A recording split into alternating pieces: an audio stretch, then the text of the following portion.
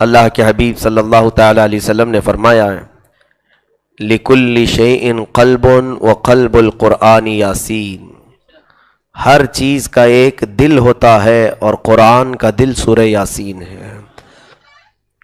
یقیناً سورہ یاسین قرآن عظیم کا دل ایسے ہے کہ ہزاروں دلوں میں اتر بھی جاتا ہے، اور ہزاروں نہیں کروڑوں دلوں کا سکون ہے۔ یہ ہماری آنکھوں کی جیلا ہے، ہماری روح کی غذا ہے، ہماری بیماریوں کی شفا ہے، اور ہم سب کے لیے غذا بھی ہے، دوا بھی ہے، شفا بھی ہے۔ عزیزان گرامی، سورہ یاسین کی فضیلتوں میں بہت سارے روایات مروی ہیں، احادیث کریمہ سے بھی۔ مختصر یوں کہ بندہ جس نیک مقصد کے تحت سورہ یاسین تلاوت کرے، اللہ اسے اس کے مقصد میں کامیابی عطا کرے گا۔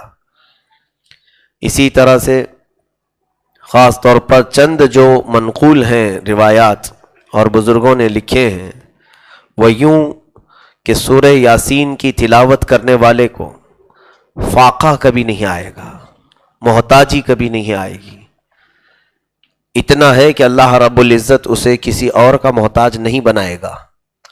سورہ یاسین کی تلاوت کی پابندی کرنے والا دوسروں کے سامنے ذلیل کبھی نہیں ہوگا، اللہ رب العزت اس کو ہمیشہ سر بلند رکھے گا۔ اور ایک بڑی بات یہ ہے کہ سورہ یاسین کی تلاوت کی پابندی کرنے والا چاہے پتھر دل، سخت دل حاکم کے سامنے بھی جائے، اس کا دل نرم ہو جائے گا۔ اس کا رعب اللہ تعالیٰ سامنے والے کے سینے پر ڈال دیتا ہے، کیسا بھی وہ حاکم سامنے کیوں نہ ہو، لیکن وہ اس پر نرمی کرنے پر مجبور ہو جائے گا۔ اسی طرح سورہ یاسین کے متعلق بزرگوں نے یہ بھی لکھا ہے کہ اگر کوئی جنگل میں راستہ بھٹک جائے، سورہ یاسین کی تلاوت کرے، اسے راستہ مل جائے گا۔ اگر کوئی بھوک کی شدت سے تڑپتا ہو اور کھانے کی کوئی چیز نہ ہو تو سورہ یاسین کی تلاوت کرے، مولا اس کی بھوک کو ختم فرمائے گا، کیونکہ یہ غذا بھی ہے، روحانی غذا بھی ہے، اور اللہ تعالیٰ اس کو جسمانی غذا کے طور پر تمہیں منتقل فرمائے گا۔ اور سب سے بڑی بات تو یہ ہے کہ سورہ یاسین کی تلاوت کرنے والے کا خاتمہ ایمان پر ہوگا، اس کی موت آسان کر دی جائے گی، موت آسان کر دی جائے گی۔ ہاں، یاسین پڑھے اور اس کی آیتوں پر عمل بھی کرے، اس کے لیے فضیلت ہے۔ قیامت کے دن سورہ یاسین اس کی شفاعت کرے گا۔ حتیٰ کہ سیدنا احمد بن حنبل رضی اللہ تعالیٰ عنہ کی وہ بات میں نے شاید اس سے قبل عرض کی ہے آپ سب کے سامنے۔ امام احمد بن حنبل نظر کے عالم میں تھے، سکرات کے عالم، لوگ سب تعزیت کے لیے آ بھی گئے تھے آپ کے پاس۔ آپ کی وہ جھانکنی کا جو وقت ہوتا ہے، یہ بڑا کٹھن وقت ہے، اس کو ایکسپلین بھی کوئی کیسے کر سکتا ہے، کیونکہ اس وقت کے بعد تو پھر سارے لوگ دنیا سے چلے جاتے ہیں۔ نزا کی تکلیف کیسی ہوتی ہے، سکرات کا وقت کیسا ہوتا ہے، یہ بتایا بھی نہیں جا سکتا، بتانے والا تو دنیا میں واپس آتا نہیں، جس کو ہوئی ہے وہ سیدھے قبر میں چلا جاتا ہے۔ حتیٰ کہ بعض بزرگوں نے یہ کہا ہے اس کی تکلیف کو یوں اندازہ کر سکتے ہو کہ سکرات کے وقت اگر جسم پر مکھی بیٹھ جائے تو ایسا لگے گا کہ ایک پہاڑ بیٹھا ہے، اور اس کے لیے ایک بوند پانی ایک ندی پانی کے برابر لگتا ہے۔ ایک چمچ پانی یا تھوڑا سا چند قطرے پانی اسے ایک ندی بھر کے پانی کی طرح لگتا ہے، کہ اتنی شدت کی پیاس اور شدت کی تکلیف۔ ایسے حالات میں ایمان ڈگمگاتا ہے ہزاروں کا، وہ بہت ہی کٹھن وقت ہوتا ہے۔ آپ اندازہ کریں کہ یہاں ہم تھوڑی سی تکلیفوں میں اگر کوئی سہارا ملتا ہے تو اس کے پاس چلے جاتے ہیں، چاہے وہ کیسے بھی عقیدے کا کیوں نہ ہو، ہوتا نہیں ہے؟ بچہ بیمار ہے تو کبھی کسی کے پاس چلے گئے، مندر بھی چلے گئے، پتھر کے پاس بھی گئے، درخت کے پاس بھی چلے گئے، بس ہمیں سکون چاہیے، بیماری ختم ہونی چاہیے۔ جب ہم یہاں پر عافیت کے وقت، آرام کے وقت غلط راستوں پر چلے جاتے ہیں ہماری ضروریات پورا کرنے کے لیے، تو سکرات کے وقت جب شدت کی تکلیف ہو رہی ہو اور ابلیس لعین اس وقت آئے اور کہے کہ میں تمہاری تکلیف کو دور کروں گا، تمہیں راحت دوں گا، تمہارے جسم میں ٹھنڈک پہنچاؤں گا، اور میٹھا ٹھنڈا پانی اپنے ہاتھ میں لے کر کھڑا ہوگا، خوشبودار، کہے گا یہ پانی تیرے لیے میں لایا ہوں، تو وہ سکرات والا یہی پوچھے گا کہ کیا کرنا ہوگا. ابلیس کہے گا بس تو کہہ دے کہ میں عبادت کے لائق ہوں، سجدہ میرے لیے ہے، خدا کے برابر کا درجہ مجھے دے دے. تو عام ذہن رکھنے والا، ایک عام عقیدہ رکھنے والا، وہ یہ سوچے گا جان تو چھوٹ جائے، پریشانی میں جو مبتلا ہوں ایک بار بول دیں شاید یہ پانی پلا دے گا. تو وہ سکرات والا اس کے لیے کہہ دیتا ہے تو جو بول رہا ہے سب میں بولنے کو تیار ہوں، بس پانی پلا دے. تو جب وہ کفریہ کلمات بکتا ہے سکرات والا، تو شیطان وہ پیالہ زمین پر پٹکتا ہے اور تالیاں مارتے ہوئے جاتا ہے اور اس کی روح قبض کر لی جاتی ہے، کفر پر موت ہوتی ہے. ایسے ایک دو نہیں، کئی لوگوں کے ایمان کو وہ موت کے وقت کھینچتا ہے، چھینتا ہے، ایمان پر ڈاکہ ڈالتا ہے. تو میرے عزیزو، یہ کٹھن وقت کی حفاظت کیسے ہو؟ آج تو ہم الحمدللہ صحت و سلامتی کے ساتھ ہیں، کوئی اگر ہمیں بہکانے کے لیے آئے تو ہم تو اس کو منہ توڑ جواب دیں گے، لیکن شدت کی تکلیف کے دوران جب وہ ہمیں سہولتیں دینے کی بات کر رہا ہو اور ہم اس وقت جمے رہیں ایمان پر، یہ بڑی بات ہے. وہ کیسے ہوگا؟ امام احمد بن حنبل رضی اللہ تعالیٰ عنہ کے اس واقعے سے اندازہ لگائیں. آپ نزع کے عالم میں تھے، بستر پر، سکرات کا عالم ایسا ہوتا ہے، لیکن اتفاق ایسا ہوا ان کے ساتھ، وہ اللہ بہتر جانتا ہے کہ رب تبارک و تعالیٰ چاہے تو موت کے منہ سے بھی کسی کو نکالے. ہاں، یہ دستور کچھ اور ہے دنیا میں کہ نزع کا عالم جب آ گیا، سکرات کا وقت آ گیا تو موت تو آنی ہے، لیکن یہ ہمارے لیے قانون ہے، اللہ کے لیے نہیں. تو سکرات کا وقت چلتا رہا اور تھوڑی دیر کے بعد اچانک ایسا ہوا کہ امام احمد بن حنبل کی طبیعت بالکل صحیح ہو گئی. آپ اٹھ کر بیٹھ گئے، ساری وہ کیفیت ختم ہوئی. تو ان کے جو مصاحبین، مریدین، متوسلین، شاگرد وغیرہ بیٹھے تھے، انہوں نے دیکھا کہ استاد گرامی تو اب صحیح سلامت ہیں. تو آپ رونے لگے. کہا کہ اے لوگوں، میں تمہیں بتاؤں میرے ساتھ کیا پیش آئی بات. کہا کیا ہوا؟ کہا یہ نزع کا عالم، یہ سکرات کا عالم بہت ہی سخت ہوتا ہے، اس کو بیان بھی نہیں کر سکتا کہ کتنی تکلیف ہوتی ہے.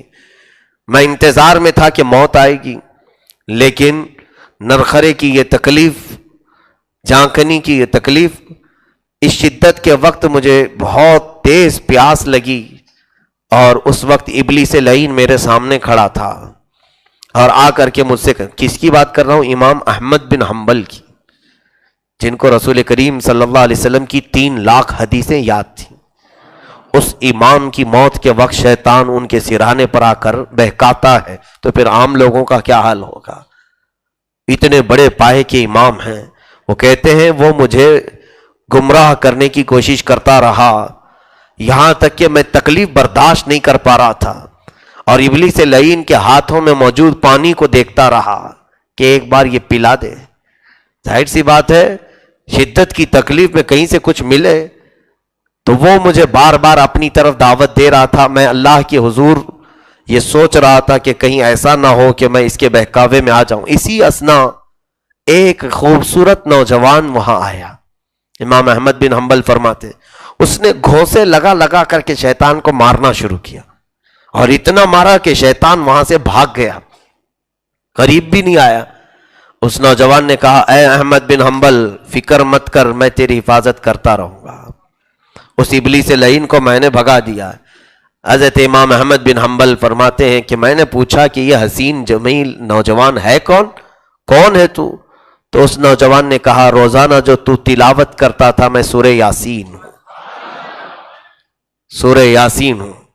اللہ رب العزت نے مجھے تیرے ایمان کی حفاظت کے لیے بھیجا ہے. اس سے آپ اندازہ کریں کہ سورہ یاسین کی تلاوت سب سے بڑا فائدہ، دنیا میں کچھ ملے نہ ملے، ایمان پہ موت ہو جائے. اگر یہ چیز ہو گئی تو پھر قیامت کے دن تو ہمارے وارے نیارے ہیں، اور نہیں کفر پر موت ہوئی تو دنیا میں تمہیں چاہے بادشاہت ہی کیوں نہ ملے، قیامت کے دن تو پھر ہمیشہ کی جہنم، ہمیشہ کی دوزخ، ہمیشہ کی آگ. اس سے بہتر ہے کہ دنیا کی اگر چند آسائشیں اور آرام نہ ملے اور مولا ایمان پر موت عطا کرے. عزیزان گرامی، سورہ یاسین کے جو چند میسیجز ہیں، جو پیغامات ہیں، وہ دل ہلا دیتے ہیں. اللہ رب العزت فرماتا ہے یا حسرتن علی العباد ما یأتیہم من رسول الا کانوا بہ یستہزئون الم یروا کم اہلکنا قبلہم من القرون انہم الیہم لا یرجعون۔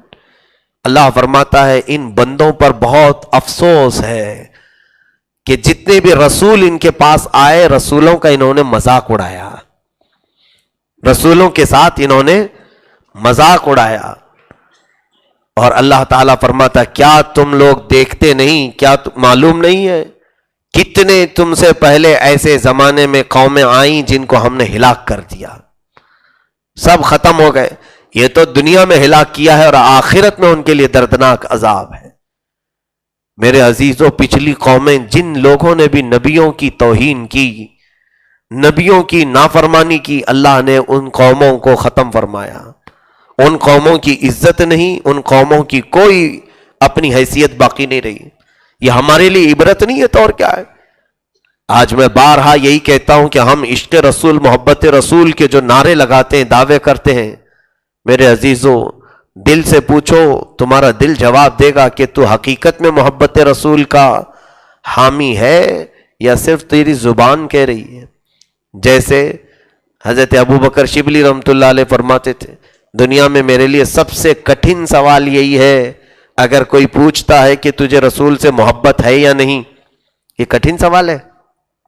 وہ کہتے تھے میرے لیے بہت کٹھن سوال ہے، مشکل سوال ہے۔ کہا آپ کیوں؟ یہ تو ہر مسلمان کے لیے ہے محبت رسول۔ کہا نہیں، اگر نہ کہہ دوں محبت نہیں ہے رسول سے تو کافر ہو جائیں گے، ایمان ہی چلا گیا، اور اگر ہاں کہہ دوں تو جھوٹا پڑ جاؤں گا کہ میرے عمل الگ ہیں، نبی کے عمل الگ تھے۔ حقیقت ہے میرے عزیزو، ہاں کہو تو پھر تمہارے اعمال تمہارے خلاف بولیں گے۔ کیا رسول سے محبت یہ علامات تیرے؟ اعمال تو دیکھ، نہ چہرہ رسول کی طرح رکھتا ہے، نہ کپڑے، نہ لباس، نہ اعمال، نہ کھانے پینے کے طریقے، نہ اٹھنے بیٹھنے کے سلیقے، نہ بات کرنے کے انداز، نہ لوگوں سے ملنے کے طور طریقے، کچھ بھی تو نہیں میل کھاتا ہے۔ تو یہ زبان جھوٹی پڑ جاتی ہے۔ خیر، اس کے بعد قرآن عظیم میں اللہ رب العزت نے اپنے قدرت کے مشاہدات، عجائبات، جیسے سورج کا اپنے مدار پر چلنا، چاند کا اپنے منزلوں کو طے کرنا، یہ سب اللہ رب العزت نے قرآن میں بیان فرما، جس پر آج سائنس ریسرچ کر کے کہہ رہا ہے کہ سورج کے چلنے کے راستے الگ ہیں، چاند کی منزلیں الگ ہیں۔ یا اس زمانے میں قرآن نازل ہوا ہے جب کوئی آسمانی علم، یعنی ایسا کوئی آسمانوں کا یا فلکیات کے علم کا ماہر موجود نہیں تھا، سائنس کے اعتبار سے کہہ رہا ہوں، نجومیوں کی بات چھوڑ کر۔ تو اس زمانے میں قرآن نازل ہوا ہے جب میرے آقا صلی اللہ علیہ وسلم نے لوگوں کو یہ سب بتایا کہ سورج کے راستے کتنے ہیں، کس طرح سے وہ مشرق سے نکلتا ہے اور مغرب میں جا کر ڈوبتا ہے، اور کبھی نہ سورج چاند سے ٹکراتا ہے نہ چاند سورج سے ٹکراتا ہے۔ کلن فی فلک یسبحون، پورے آسمانوں میں یہ تیر رہے ہیں سیارے۔ ایک جو تارا نظر آتا ہے، تارے تو ابھی چھپ گئے، اکثر تارے دکھتے نہیں ہیں۔ پہلے ہم بچپن میں تارے بہت دیکھتے تھے آسمانوں پر۔ جانتے ہیں یہ بھی قیامت کی نشانی ہے، فرمایا گیا کہ قیامت کے قریب تارے نظر نہیں آئیں گے۔ یہ سائنسی اعتبار سے بھی اب آپ کو میں کہتا ہوں کہ ایک تارا جو دکھتا ہے اتنا سا چھوٹا سا، ایک چھوٹی لائٹ کی طرح، اس کے متعلق یہ بیان کیا گیا ہے کہ ہماری پوری جو دنیا ہے زمین، اس کا 10 گنا بڑا ایک تارا ہوتا ہے، اس سے کئی گنا بڑا ایک تارا ہے، اور اتنے لاکھوں کے تارے وہ آسمان میں ہمیں نظر آتے ہیں، اور ایک تارا دوسرے تارے سے ٹکرا نہیں سکتا ورنہ پوری دنیا تباہ ہو جائے گی۔ ان سب کے درمیان ڈسٹینس رکھا گیا ہے، ان سب کے درمیان فاصلہ ہے، اور چاند کی جو کیفیت، اس کا حجم کتنا ہے، اس کا سائز کتنا ہے، وہ تو زمین سے کئی گنا بڑا، اور سورج اس سے بھی کئی گنا بڑا جو ہمیں چھوٹا نظر آتا ہے۔ یعنی یہ دنیا ہماری جتنی ہے، زمین جس پر ہم لوگ رہ رہے ہیں، اس سے کئی گنا زیادہ بڑے یہ سیارے ہیں، اور قیامت کے قریب اللہ رب العزت فرماتا ہے کہ یہ سب کے سب ایک دوسرے سے ٹکرا دیے جائیں گے، ایک دوسرے سے ٹکرا دیے۔ ابھی سائنس کہہ رہی ہے کہ سیارے قریب قریب آ رہے ہیں، سائنس میں ناسا وغیرہ سے تحقیقات یہ نکلی ہوئی ہیں، وہ کہہ رہے ہیں کہ بہت سارے گیلیکسی میں ستارے قریب بڑھ رہے ہیں، اور یہ نقصان کی علامت ہے کہ ان کا قریب بڑھنا خطرناک ہو سکتا ہے۔ اور قرآن کہہ رہا ہے اذا الشمس کوورت واذا النجوم انکدرت، جب سورج پھٹ جائے گا اور تارے ٹکرا جائیں گے، قیامت آ جائے گی، ان کو سب کو ٹکرا دیا جائے گا، تو پوری دنیا میں جو ہوگا اسی کو قیامت کہا گیا ہے۔ یہ سب ساتھ تارے ٹکرا کر کے زمین پر لائے جائیں گے۔ وَإِذَا الْجِبَالُ سُيِّرَتْ، پہاڑ اڑا دیے جائیں گے، پہاڑ روئی کے گالے کی طرح اڑ رہے ہوں گے، جیسے روئی کا پھاہا اڑتا ہے، اس طرح سے پہاڑوں کو اڑایا جا رہا ہوگا۔ عزیزان گرامی، یہ تمام تر معاملات اللہ رب العزت نے سورہ یاسین میں بیان فرمایا، اور پھر قیامت کا منظر اللہ اکبر دل دہلا دیتا ہے۔ رب تبارک و تعالیٰ فرماتا ہے وَامْتَازُوا الْيَوْمَ أَيُّهَا الْمُجْرِمُونَ، اے مجرموں الگ ہو جاؤ۔ یہاں پر پورے مجمع میں ہم لوگ بیٹھے ہوئے ہیں، اگر کہہ دیا جائے یہاں تو سب کی ٹوپیاں ہیں، سب اچھے لباس میں ہیں، بڑے ادب سے بیٹھے ہوئے ہیں، کس کے اندر کیا چھپا ہے کسی کو خبر نہیں، کون عیبدار ہے کون نیکوکار ہے، سب پر پردہ پڑا ہوا ہے، اور اچانک کہہ دیا جائے اے فلاں بن فلاں تو کھڑا ہو جا، اے فلاں بن فلاں تو کھڑا ہو جا اور اس محفل سے الگ ہو جا۔ وہ پوچھے گا کہ اس محفل سے مجھے الگ کیوں کیا جا رہا ہے؟ کہا جائے گا کہ اب تیرے سارے اندر کے عیوب دکھائے جائیں گے ساری قوم کو، تو مجرمین میں سے ہے۔ اس طرح اہل محشر سب کے سب کھڑے ہوں گے، ہم اپنے رشتہ داروں کے ساتھ بھی ہو سکتے ہیں، ہمارے ماں باپ بھائی بہن استاد سارے لوگ ہوں گے۔ اس وقت رب تعالیٰ کی طرف سے یہ حکم آئے گا وَامْتَازُوا الْيَوْمَ أَيُّهَا الْمُجْرِمُونَ، اے مجرموں الگ ہو جاؤ ان میں سے۔ فرشتے پکڑ پکڑ کر کے الگ کر دیں گے کہ جو مجرم تھے دنیا میں، جنہوں نے اپنے گناہوں سے رنگ دیا تھا زمین کو، جنہوں نے اپنے اعمال سے اپنے آپ کو تباہ کرنے کی کوشش کی تھی، ان کو الگ کر دیا جائے گا۔ اور رب تعالیٰ پوچھے گا الم اعہد الیکم یا بنی آدم اللہ تعبد الشیطان انہ لکم عدو مبین، اے بنی آدم، اے آدم کے بچوں، کیا میں نے تم سے نہیں کہا تھا کہ شیطان کی پرستش نہ کرنا، شیطان کے پیچھے نہ چلنا، وَأَنِ اعْبُدْ، وہ تمہارا کھلا ہوا دشمن ہے، کیا میں نے تم کو نہیں بتایا تھا؟ رب تعالیٰ سوال کرے گا، اللہ کا یہ سوال ہے بندوں سے، وَأَنِ اعْبُدُونِي هَذَا صِرَاطٌ مُسْتَقِيمٌ، کیا میں تم سے یہ نہیں کہا تھا کہ میرا راستہ سیدھا راستہ ہے، میری عبادت کرو؟ اور پھر تم گمراہ ہو گئے، کیا تمہیں عقل نہیں تھی؟ افلم تکونوا تعقلون، تمہیں عقل نہیں تھی؟ اتنا ہی نہیں بلکہ مجرموں کو جب پکارا جائے گا، پوچھا جائے گا کیا بولو گے آپ، ہم کیا بولیں گے کہ مولا ہم کچھ نہیں کرتے تھے؟ نہیں، اب آگے دیکھو رب تعالیٰ فرماتا ہے الیوم نختم علی افواہہم، ہم تو آج کے دن تمہارے منہ پر مہر لگا دیں گے، تکلمنا ایدیہم وتشہد ارجلہم بما کانوا یکسبون، مولا فرماتا ہے تمہارے ہاتھ ہم سے بات کریں گے، تمہارے پیر گواہی دیں گے کہ تم کیا کیا کرتے تھے۔ وہ قیامت کا دن کیسا ہوگا جب مالک الملک ذو الجلال والاکرام ہمارے منہ پر مہر لگا کر بند کر دے گا، اور پھر یہ ہمارے اعضاء بولنے لگیں گے اے مولا رات کی تنہائی میں اس ہاتھ سے یہ فلاں کام کرتا تھا، پیر بول پڑیں گے، حتیٰ کہ حدیث پاک میں ہے ران کی چمڑی پکار پکار کر کہے گی، ران کی چمڑیاں پکاریں گی اے قدیر و جبار خدا اس نے کہاں کہاں خیانت کی ہے۔ تب پھر وہ چلائے گا وَقَالُوا لِجُلُودِهِمْ لِمَ شَهِدْتُمْ عَلَيْنَا، ہے میرے جسم کے چمڑیوں تم میرے خلاف کیوں بول رہے ہو، میرے خلاف کیوں گواہی دے رہے ہو؟ تو وہ کہیں گے انطقنا اللہ الذی انطق کل شیء، اے بندے جس مالک نے پوری کائنات کو زبان دی ہے اس نے آج ہمیں بولنے کا موقع دیا ہے، اس نے آج ہمیں قوت گویائی عطا کی ہے۔ کیا کریں گے اس دن جب ہمارے ہاتھ پیر ہمارے خلاف بول رہے ہو؟ یاد رکھو آج تم اپنی انگلیوں کی خوب حفاظت کرتے ہو، ٹھوکر لگ جائے تو پٹی لگاتے ہو، پیٹ پر زخم ہو، سر پر زخم ہو، آپ بے قرار ہوتے ہو، لیکن یاد رکھنا یہی اعضاء ہمارے یہ نہیں دیکھیں گے کہ تم ان کا بڑا اہتمام کرتے تھے، ان کی حفاظت کرتے تھے، یہ ہمارے خلاف بولیں گے۔ اور اس دن بندہ یہ بھی کہے گا اپنی انگلیوں سے، اے انگلیوں تمہیں معلوم میں تمہیں جلنے نہیں دیتا، تمہیں کٹنے نہیں دیتا تھا۔ وہ کہیں گی اے بندے تو نے ہمیں کٹنے نہیں دیا، جلنے نہیں دیا، یہ تو ظاہری طور پر بچایا، لیکن گناہوں میں تو نے ہمیں خوب جلایا ہے، گناہوں سے تو نے ہمیں خوب زخمی کیا ہے، اس لیے آج ہمیں بولنے دے۔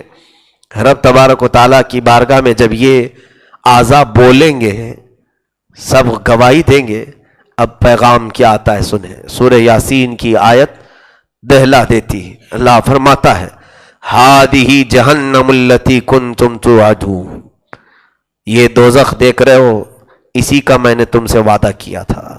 اسلوہا اسلوہا، فرشتوں کو حکم ہوگا کہ ڈال دو انہیں، کھینچ کر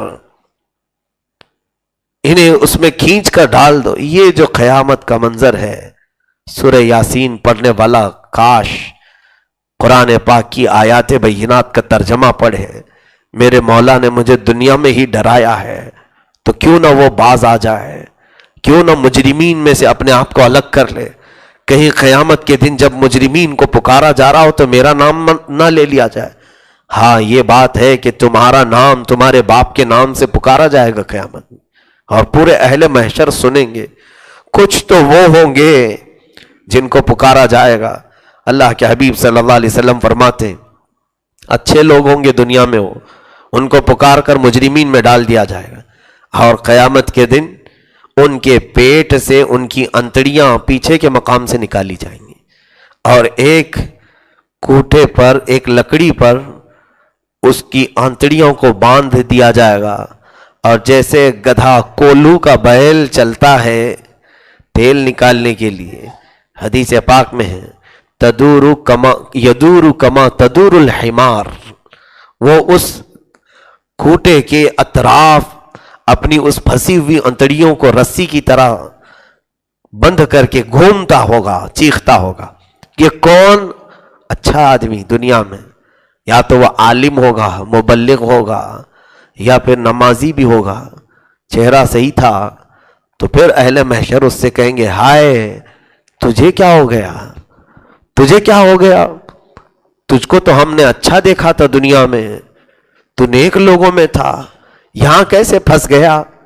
تو کہے گا کہ میں تمہیں اچھائی کی طرف بلاتا تھا لیکن خود اچھا کام نہیں کرتا تھا، میں تمہیں برائیوں سے روکتا تو تھا لیکن خود نہیں بچ پاتا تھا۔ تو بد عمل جو اصلاح کرنے والے ان کی یہ سزا ہے۔ مجھے ہمیشہ اس حدیث پاک کو پڑھنے کے بعد ڈر لگتا ہے، مولا اس منبر رسول پر ہم بیٹھ کر کے لوگوں کی اصلاح کی کوشش کرتے ہیں، کہیں ایسا نہ ہو کہ کوئی خرابی ہمارے اندر ہو اور اہل محشر کے سامنے ہمیں وہی سزا دی جائے جو ابھی میں نے عرض کیا۔ توبہ کریں اور سب کے لیے دعا کریں مولا قیامت کے دن ذلیل ہونے سے بچا لے، ہم سب کو لوگوں کے سامنے اور خاص میرے آقا کے سامنے رسوا ہونے سے بچائے۔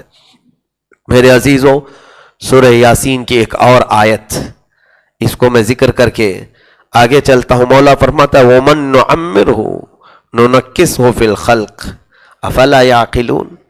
اللہ فرماتا ہے جس کو ہم لمبی عمر دیتے ہیں، جس کو ہم نے عمر دی اسے اس کے بچپن کی طرف لوٹا دیتے ہیں۔ نُنَكِّسْهُ فِي الْخَلْقِ یعنی اس کے اندر بچپنا لا دیا جاتا ہے۔ اسی لیے بڑھاپے میں دیکھیں بھولنے کی عادت، بڑھاپے میں کبھی بار بار پوچھنے کی عادت، بہت ساری چیزیں بڑھاپے میں بچپن کی طرح ہونے لگتی ہے۔ دیکھا نہیں آپ نے کہ ایک چھوٹے سے بچے کو آپ پکڑ کر کے چلاتے ہیں، کیوں؟ چلنے کی اس کے اندر طاقت نہیں ہوتی، ہو بہو جب بوڑھا کمزور ہو جائے پھر اسے پکڑ کر کے چلایا جاتا ہے۔ پھر اسے پکڑ کر چلایا جاتا ہے، وہ یاد دلانے کے لیے کہ تم جہاں سے نکلے تھے پھر وہیں پہنچے ہو. تمہیں یہ خیال نہیں آتا کہ تم کو مٹی سے پیدا کیا گیا تھا اور مٹی میں ڈالا جائے گا.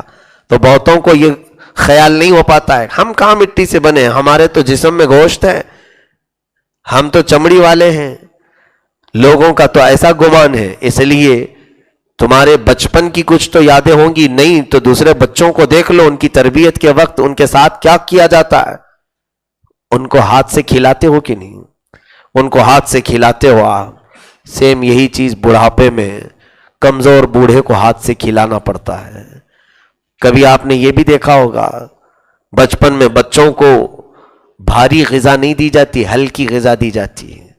گوشت، مچھلی اور تیکھے سے بچایا جاتا ہے، کیونکہ بچے کے اندر ہضم کرنے کی طاقت نہیں ہوتی. ہو بہو یہی بڑھاپے میں بھی اب ان سے یہ ہارڈ غذا روک لی جاتی ہے کہ اب بڑھاپے میں ان کو ہضم کرنے کی طاقت نہیں ہوتی، لکوڈ دیا جاتا ہے. ہوتا یہی ہے. اللہ فرما رہا ہے جس کو ہم نے عمر دیا اس کو پیچھے کی طرف لوٹا دیتے ہیں. وہ چند خوش نصیب بوڑھے ہیں جن کو اللہ رب العزت نے ذہن بھی سلامت رکھا، عزت بھی باقی رکھی. اسلام پر جس کو بڑھاپا دیا گیا ہے وہ خوش نصیب بوڑھا ہے. اور یہ بھی حدیث پاک میں ہے کہ اگر بڑھاپے پر کوئی صبر کر لے گیا اور ایمان پر مرا تو اللہ فرماتا ہے کہ جس کے داڑھی کے بال سفید ہو جائیں، اللہ فرماتا ہے اس کو عذاب دینے میں مجھے حیا آتی ہے، اسے عذاب دینے میں مجھے حیا آتی ہے. جس کے بال پک گئے وہ مولا کی رحمت میں آ گیا ہے، بشرط یہ کہ وہ اب نافرمانی نہ کرے. لیکن کچھ تو بوڑھے وہ بھی ہیں جن کو اب بھی جوان بننے کا شوق، جن کے اندر اب بھی خواہشیں انگڑائیاں لیتی ہیں، وہ اب بھی سجنے اور سنورنے کے خیالات ترک نہیں کرتے. اللہ انہیں ہدایت عطا فرمائے کہ قبر میں جانے کی تیاری ہے، بیماریاں جکڑ چکی ہیں، ہاتھ پیر ہل رہے ہیں، کمر جواب دے چکی ہے، لیکن پھر بھی چہرہ آئینے میں جا کر خوب سجاتے ہیں. کس کے لیے؟ اب کس کو دکھانا ہے؟ میرے عزیزو یاد رکھو کہ دنیا تمہارے اوپر غالب آ گئی اور اب تم موت تک نہیں سنور سکو گے.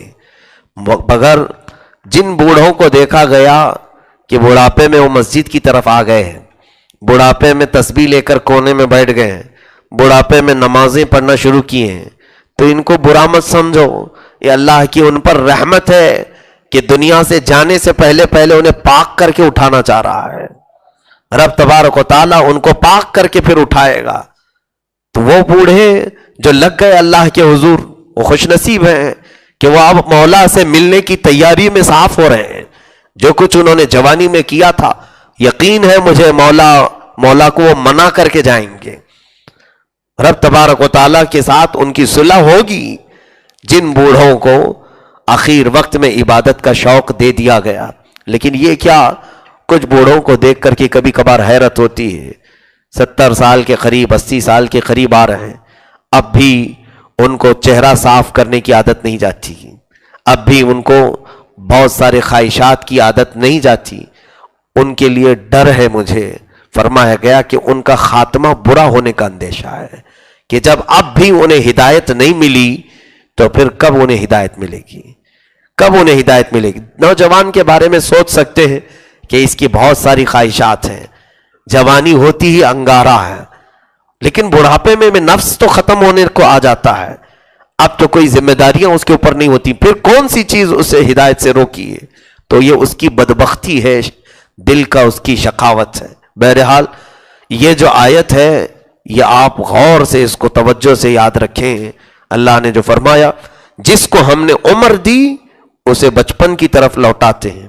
بڑھاپے میں سب وہی کام. دیکھیں کبھی کبھار بوڑھے بھی بار بار پوچھی ہوئی بات ہی پوچھتے رہتے ہیں. ایک سوال کیا پھر تھوڑی دیر کے بعد پھر وہی پوچھا. بچے بھی یہی کرتے ہیں. بچے ایک چیز کو بار بار پوچھتے ہیں لیکن فرق ہم کر جاتے ہیں. بچے کے پوچھے ہوئی چیزوں کو ہم بچہ سمجھ کر کے بار بار جواب دیتے ہیں، لیکن بوڑھا اگر پوچھے تو ہم بھڑک جاتے ہیں. ابھی تو بتایا تھا پھر آپ پوچھ رہے ہو. نہیں میرے عزیزو، ان کے ساتھ رحم کا معاملہ کرو. بلکہ اولاد کے متعلق یہ کہا گیا کہ اگر تمہارے باپ یا ماں میں سے کوئی اس عمر کو پہنچ گئے کہ ان کو بھولنے کی عادت ہو گئی ہے اور ایک سوال کو بار بار پوچھتے ہیں تو ہر بار جب بھی وہ پوچھے ان کو ایسا احساس دلاؤ کہ انہوں نے پہلی بار پوچھا ہے. ان کو یہ تک نہ کہو کہ ابھی تھوڑی دیر پہلے آپ نے پوچھا تھا، یہ احساس بھی نہ دلاؤ. یہی قرآن کا مفہوم ہے. اما یبلغن عندک الکبر احدہما او کلاہما، جب ان دونوں کو بڑھاپا پہنچ جائے یا ان میں سے کوئی ایک، یعنی والدین میں سے ایک بڑھاپے کو آئے، تو وہ اگر بھولنے کی عادت ان کے اندر آئے تو اولاد کی یہ ذمہ داری ہے کہ ان کے 100 بار پوچھے جانے کے ایک ہی سوال کو بار بار جواب دو اور انہیں یہ احساس دلاؤ کہ آپ نے اس سے پہلے نہیں پوچھا تھا، یہی پہلی بار پوچھ رہے ہیں. اللہ ان اولاد سے راضی ہوگا اور پھر جب تمہارا بڑھاپا آئے گا مولا تمہیں نیک اور فرما بردار اولاد ہی عطا کرے گا. ہم نے ایسے بزرگوں کو انتقال کرتے ہوئے دیکھا ہے جو بستر پر ایسے پڑے ہوئے تھے آخر وقت میں، ان کے ہاتھ پیر بھی نہیں ہل سکتے تھے، وہ آخر وقت ہے ان کا. میں با عمل بزرگوں کی بات کر رہا ہوں، لیکن ان کی اولاد، ان کے شاگرد ان کے سامنے ایسے کھڑے ہیں کہ زور سے کوئی بات تک نہیں کرتا. ان کا رعب اولاد پر طاری ہے، ان کا رعب شاگردوں پر طاری ہے. میں نے سوچا کہ ہائے کس کا ڈر ہے؟ بیمار کا. یہ اٹھے گا کب؟ یہ بستر پر پڑا ہوا بوڑھا یہ کس کو ڈانٹے گا؟ ان کی اولاد کو ڈانٹنے کی بھی اس کی کوئی صلاحیت نہیں، لیکن خوف ایسا ہے کہ کوئی وہاں کھڑا ہوا آدمی آپس میں بات چیت تک نہیں کر رہا ہے اور بڑے ادب کے ساتھ ان کے سامنے کھڑے ہیں اس بزرگ کے بستر کے سامنے. تب یہ دل میں بات آئی کہ یہ مولا رب العزت کے انعامات ہیں، وہ جب چاہے جسے چاہے اس کی عزت کو قوم کے دلوں میں ڈالتی ہے، چاہے وہ بستر پر پڑا ہوا ہی کیوں نہ ہو، لیکن اس کی عزت اللہ تعالیٰ اس کی اولاد کے دل میں ڈالتا ہے. اور کبھی کبھار اچھے خاصے ہوتے ہیں لیکن ہماری عزت اولاد کے دل میں نہیں ہوتی. تو میرے عزیزوں، قرآن پاک کے سورہ یاسین میں ایک دو نہیں بہت سارے میسج ہیں. ہر آیت اپنی جگہ پر ایک مفہوم لے کر لیے ہوئے سموئے ہوئے ہے اور ہر آیت کا ایک اپنا میسج ہے. بس سورہ یاسین پر مولا ہمیں عمل کی توفیق عطا فرمائے. سورہ فاطر بھی ہم نے تلاوت کی، اس کی تھوڑی سی بات یہ عرض کر دوں. اللہ فرماتا ہے، شروع کی آیتیں ہیں، ما یفتح اللہ للناس من رحمت فلا ممسک لها وما یمسک فلا مرسل له من بعدہ. اللہ فرماتا ہے اللہ اپنی رحمت کا دروازہ کسی پر کھول دے اسے کوئی بند نہیں کر سکتا. وما یمسک فلا مرسل له من بعدہ، اور جس کے لیے مولا دروازہ بند کر دے کوئی کھول بھی نہیں سکتا. یہ بھی ہے جس کے لیے اللہ بند کر دے. ہاں یہ بندش کے جو معاملات ہیں یہاں اصلاح کی ضرورت ہے. تمہارے سارے اعمال وجہ بنتے ہیں تمہاری کئی بندشوں کے، اور سارا الزام صرف جادو پر نہ رکھو، سارا الزام کرانے والوں پر نہ رکھو. کبھی کبھار ایسا ہوتا ہے کہ ہمارے برے اعمال ہی ہمارے اوپر دروازے بند کر دیے جاتے ہیں. تو اللہ رب العزت نے اس سورہ فاطر میں فرمایا جس پر اللہ نے اپنی رحمت کا دروازہ کھولا ہے پوری دنیا مل کر کے اسے بند نہیں کر سکے گی. کیا بند کریں گے؟ جہاں سے بند کرو گے اللہ دوسرا دروازہ کھولے گا، تو موت کوشش کرو بند کرنے کی، تیسرا کھلے گا. اور اللہ کسی کے لیے بند کر دے رحمت، پھر پوری دنیا مل کر کے اس کے لیے کوئی کھول نہیں سکے گی. اس لیے یاد رکھیں، اپنی لو مولا سے لگائے رکھیں اور اپنی شکایتیں رب ذوالجلال کے حضور کریں. روزی میں بندش اور ہمارے معاملات میں بندش، رکاوٹیں، آؤ قدیر و جبار خدا کی بارگاہ. کئی مرتبہ تو ایسا ہوتا ہے کہ میں روزی کے لیے جو لوگ آتے ہیں یہ آیت تو میں ان کو تعویذ میں لکھ کے دیتا ہوں. الحمدللہ یہ بزرگوں کا عمل ہے. یہی آیت میں کئی لوگوں کو لکھ کر کے دیا، ما یفتح اللہ للناس من رحمت فلا ممسک لها وما یمسک فلا مرسل له من بعد. اللہ اپنی رحمت سے جس کے لیے دروازہ کھولے کوئی بند نہیں کر سکے گا، اور جس کے لیے اللہ نے بند کر دیا اسے کوئی کھول نہیں سکے گا. لیکن الحمدللہ تعویذات کے اثر اپنی جگہ پر بہت سارے لوگوں کو نفع ہوا، ان کی بندشیں ختم ہوئیں اور تجارتوں میں ترقیاں ہوئیں الحمدللہ. لیکن میں یہی کہتا ہوں ساتھ میں کہ یہ تمام معاملات تمہارے اپنے عمل پر بھی ڈیپینڈ ہے، تمہارے اپنے اعمال پر ڈیپینڈ ہے کہ ایک بار تم اللہ کو پھر سے منا لو کہ میرے برے اعمال سے اگر تو غضبناک ہے اور دروازے بند کیا ہے تو مولا میں تیرے حضور پھر سے گڑ گڑاتا ہوں، میرے لیے دروازے کشادہ فرما دے۔ اور پھر جس کے لیے کھولا ہے وہ شکر کرتا رہے ہر نعمت پر کہ مولا اب دنیا کے حاسدین یا جلنے والوں کے جلن، فتینوں کے فتنے، یہ مجھے کہیں ان نعمتوں سے دور نہ کر دیں، تو میری حفاظت کر۔ پھر مولا تمہاری حفاظت میں ہمیشہ وہ دروازہ کھلا رکھے گا جو تم پر نعمتوں کی اور رحمتوں کی بارش ہو رہی ہے، بند نہیں ہونے دیا جائے گا۔ اسی لیے سورہ فاطر کی یہ برکتیں اللہ تبارک و تعالی ہم سب کو عطا فرمائے۔ قرآن عظیم کی جتنی بھی آیات بینات ہم نے تلاوت کی، مولا کہنے سننے سے زیادہ ہم سب کو عمل کی توفیق عطا فرمائے۔